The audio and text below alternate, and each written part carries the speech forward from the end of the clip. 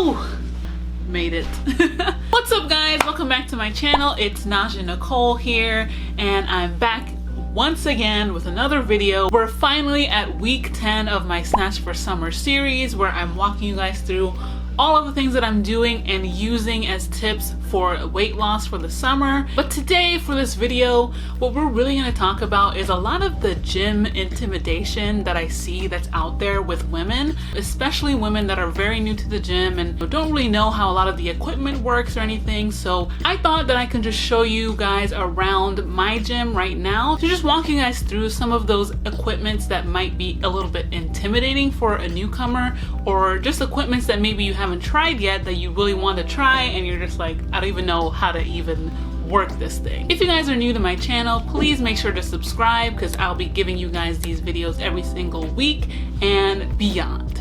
So let's get right into it. So the first piece of equipment that I think is so foundational for everyone to know is the squat rack. Now, the squat rack, once you walk into the gym as a first timer, you're gonna be immediately intimidated by it, because you have this bar, you have all of this iron around, and everyone's just throwing things everywhere, squatting, deadlifting. Promise you, the squat rack as well as the Smith machine are not that difficult to learn, and if you really wanted to build up your squat and really start on the squat rack with just the bar, this will probably help you to just get started and get your setup down. So when you're walking in there, you'll see firsthand that there'll be a bar, as well as your barbell hooks and safety stoppers. Now, the safety stoppers are so important, especially for a beginner, because those two bars are what's gonna help you if you fail a squat or if you can't really get back up, and that's just gonna help you to avoid any kind of injury. The first thing you really wanna do when you walk up to the squat rack is to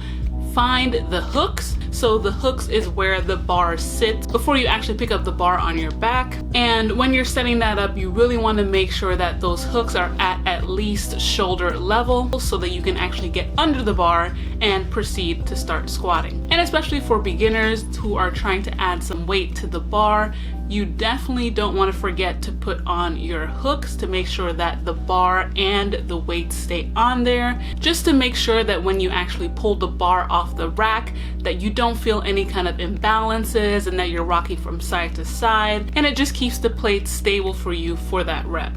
Next, moving on to the Smith machine. Now, the Smith machine, the main difference between the Smith machine and the squat rack is that the Smith machine is on one straight level, so the bar is just stuck to the machine and it just goes up and down in a regular vertical path. So when I first started out, I definitely went on the Smith machine first before the squat rack to just get my form down and to make sure that I can handle as much weight as an actual regular barbell, which is 45 pounds, FYI. Now again, the Smith machine has the same type of setup where you have hooks at the top, but for the Smith machine, all you have to do is pretty much rotate the barbell in order to pull the hooks off. Then when you get that set on your shoulders, you want to just make sure that the hooks are completely off so you don't get any jagged kind of movement as you're going up and down in a squat. And also, like I mentioned with the squat rack, the Smith machine does have safety stoppers too, in case you don't have any more reps in the tank and you just kind of want to drop the weight. So make sure that you're also utilizing that as a safety precaution. And with the Smith machine, you can just forget about those safety pins, because the Smith machine is pretty stable. Weight will not fall off of that. And now moving on to something else that I found intimidating when I first started working out was the leg press, especially the ones where you're just putting plates on there and it's not just a full machine where you can just move the plate levers. The leg press is just a fundamental exercise for any kind of lower body day. It's very simple to set up and very simple to get started. Basically, when you approach the leg press, of course, you want to load up the weight that you think you can handle and then sit down on the leg press. And the first thing you're going to want to do once you sit down is to first push up on the weights, and that will alleviate the weights from the stoppers. So when you get on the leg press, the stoppers are there so that the weights don't fall on top of you and basically in your lap. And once you're done, all you have to do is simply push the weights back up and then pull the stoppers back up as well. So super easy to get on, super easy to get off, and not that intimidating now that you kind of know how it works.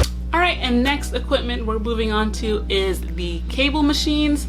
So what I'm going to be showing you guys is just an example of a cable machine. There are so many different types of cable machines that you'll see when you walk into the gym. There might be cable machines that are attached to also a lat pull down machine, a cable row, or even you'll just have a cable machine that you can just use on its own on the side. That's just a standalone piece of equipment. So the cable machines are ideal for any type of full body workout. They're ideal for upper body, lower body, or even abs. As you do more research, you'll see a lot of those workouts are with the cable machine because they add a lot of tension to your muscles. But I'm going to quickly go over two pretty basic motions that you can use the cable machine for upper body and lower body. So for upper body, I generally love to use the rope attachment.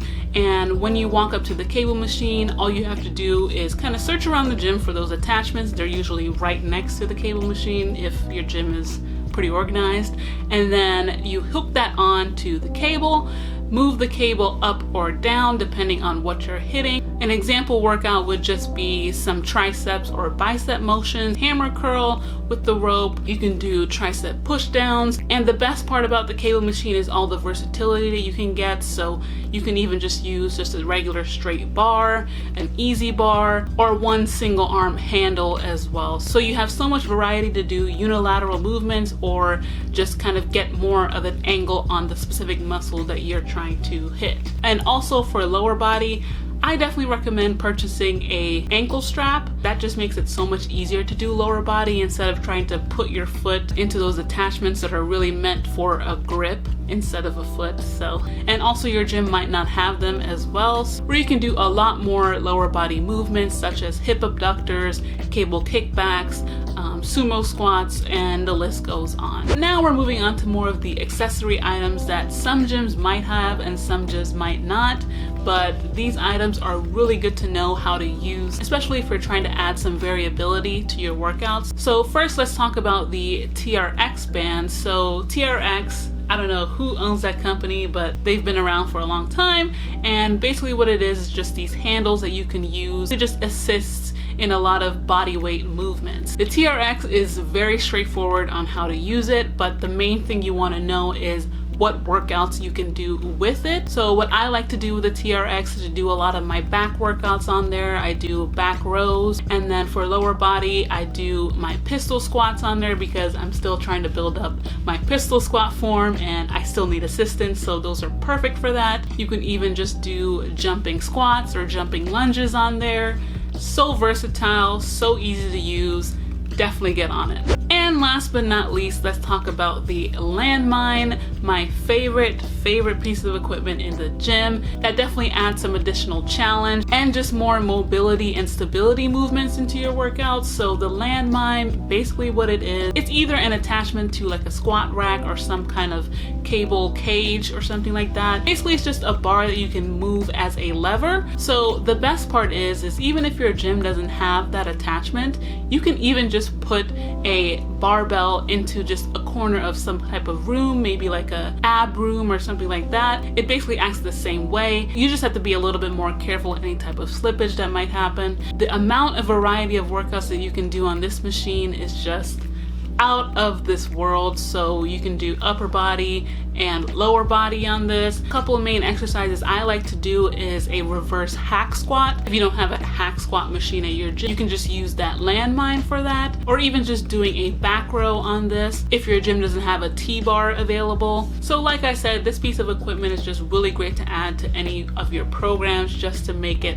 a little bit more challenging and a little bit more versatile. But yeah, that's all I had for you guys today. I hope you guys enjoyed this video and that you guys are a little bit more comfortable with a lot of the intimidating equipment in the gym so that you can go in confidently into the weight section and rep out that workout. If you guys like this video, please leave a like, comment, and subscribe to my channel. As you guys know, I always put out a video every single Saturday for this challenge. But yeah, thank you guys so much for joining me, and I'll see you guys in the next one. Bye!